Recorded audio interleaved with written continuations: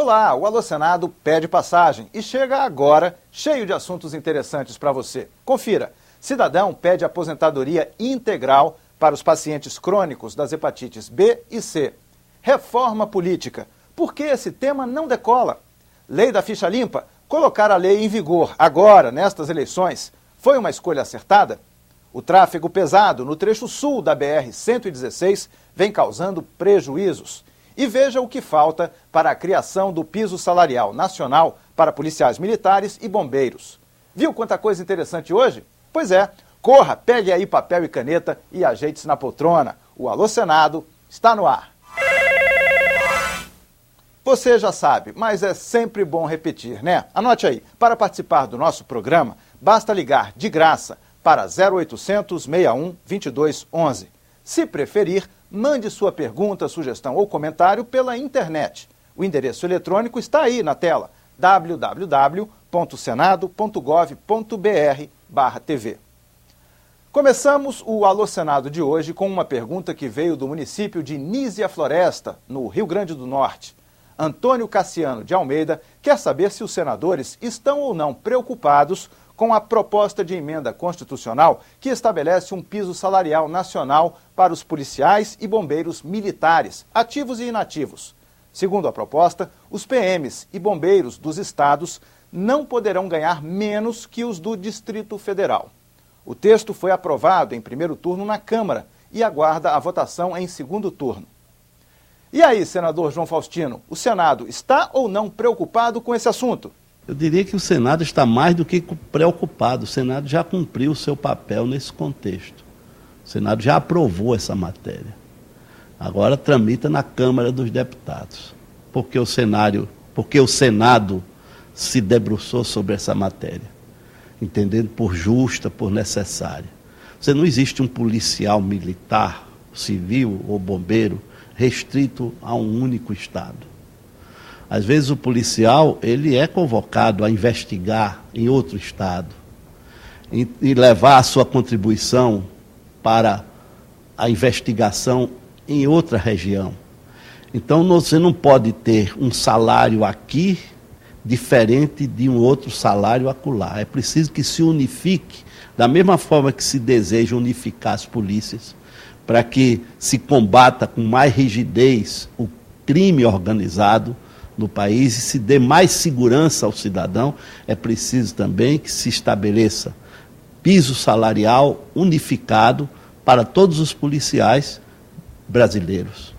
Luiz Paulo Bonetti, da cidade de Encantado, no Rio Grande do Sul, pergunta se há algum projeto de lei para desafogar o tráfego na BR-116, principal escoadouro da produção agrícola e industrial daquele estado e de países do Mercosul, como Argentina e Uruguai.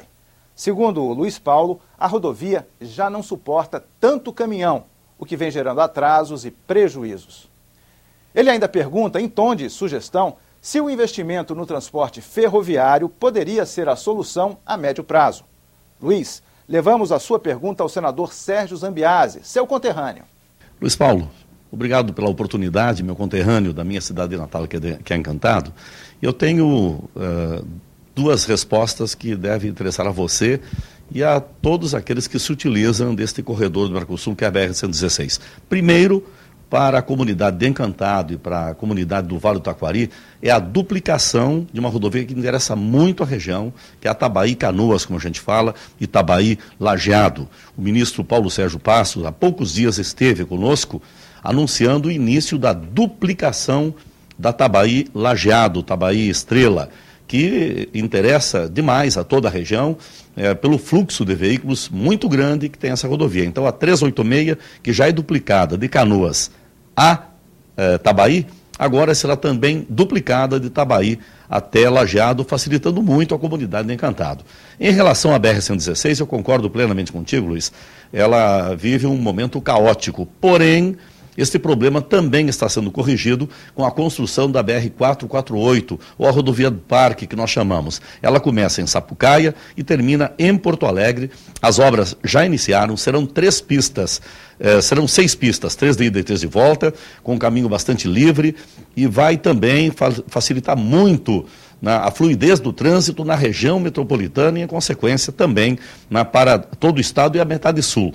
Em relação à ferrovia, Luiz, nós já estamos com um projeto ligando Paraná, São Paulo, Santa Catarina, Rio Grande do Sul, e este projeto também já está no Ministério dos Transportes em análise, e nós acreditamos que um pouco mais à frente ele já estará sendo anunciado pelo ministro Paulo Sérgio Passos. Este estudo da ferrovia, que pode talvez ser chamada de Ferrovia do Mercosul, também está em fase final e é uma sugestão realmente muito interessante, muito inteligente, que está acatada pelo governo federal. A socióloga Paola Gaudêncio Freitas, de Salvador, capital baiana, pergunta se os senadores acham que foi acertada a aplicação, já nesta eleição de 2010, da lei da ficha limpa. Paola, o senador Assir Gurkhatz respondeu. Nós entendemos que esse projeto é muito importante para a consolidação da democracia no Brasil. Um projeto como esse, que foi aprovado pelo Congresso Nacional, passou pela Câmara, aprovado também pelo Senado, que é proveniente da vontade popular, mais de 1,5 milhão, mais de 2 milhões de assinaturas fizeram esse projeto chegar ao Congresso Nacional. Portanto, o TSE faz uma leitura muito clara da vontade popular. Portanto, colocar em validade este ano esse projeto é muito importante para todos os brasileiros. Esse momento que nós escolhemos os nossos representantes para os estados, para a União, ter a ficha limpa valendo é muito importante para todos nós. E ainda dentro do tema política, o Alô Senado foi às ruas e ouviu de pertinho o que o povo quer saber. Olha só. Eu gostaria de saber por que algum senador não bota para frente a reforma política. As reformas estruturais, de maneira geral, Odilon, demandam bastante tempo para debatê-las, para encontrar consensos, etc. E, lamentavelmente, em nosso país, o calendário eleitoral prevê eleições a cada 2 anos.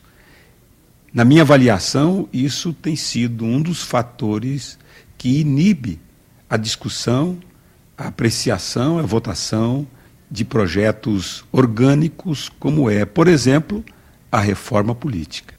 E agora, uma pergunta sobre saúde e previdência. Marcos Coelho, de Florianópolis, quer saber o que falta para que o projeto de lei do Senado, número 330 do ano de 2004, seja definitivamente aprovado e entre em vigor. O projeto concede aposentadoria integral aos doentes crônicos de hepatite, tipos B e C, e que, como o Marcos, fazem uso dos medicamentos existentes e não conseguem cura. Ao contrário, podem vir a sofrer de cirrose ou de câncer em decorrência da hepatite.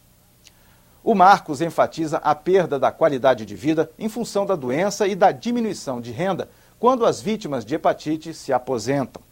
Marcos, o texto está na Comissão de Assuntos Econômicos e o relator, Renato Casagrande, já deu parecer favorável, viu?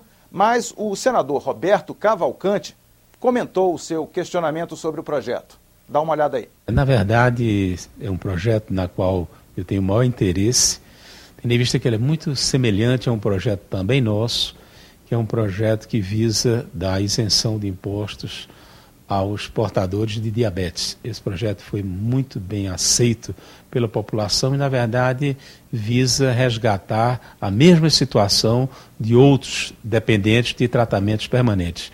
O aposentado já é um danificado financeiramente. Os critérios de aposentadoria danificam todos os brasileiros que chegam no momento da aposentadoria. E nessa fase, nessa idade que você está menos produtivo, você fisicamente está exatamente desgastado pelo excesso de trabalho ao longo de vários anos, e quando você paralelamente está acometido de alguma dessas enfermidades, além da deficiência e da perda da capacidade física, você tem uma ineficiência financeira, que é, na verdade, o volume de remédios que se é obrigado a tomar. Então, eu, na verdade, acompanho de perto e espero que, ou no final, após o processo eleitoral, ou no começo da próxima legislatura, nós possamos aprovar esses projetos. O telespectador Cícero Alves, da cidade de São Paulo, capital, pede uma cópia em DVD de uma audiência pública realizada aqui no Senado. Cícero, veja agora como fazer.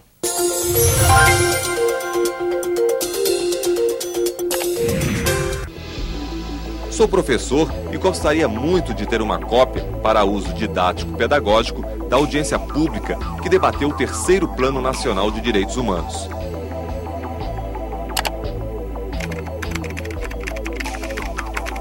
Prezado professor Cícero, para solicitar uma cópia em DVD da audiência pública que debateu o terceiro Plano Nacional de Direitos Humanos, entre em contato com o Serviço de Atendimento ao Usuário pelo endereço stel@senado.gov.br e faça seu pedido.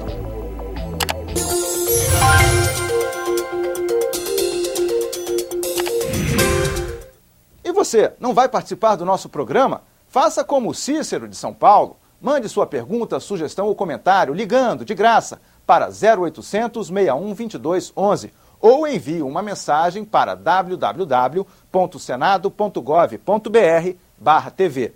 Nesse endereço eletrônico você pode assistir novamente ao programa de hoje ou até baixá-lo em seu computador teclando na opção Download. O Alô Senado está terminando, mas a sua participação continua, ok? A gente se vê na próxima edição, se Deus quiser. Tchau, tchau, até lá!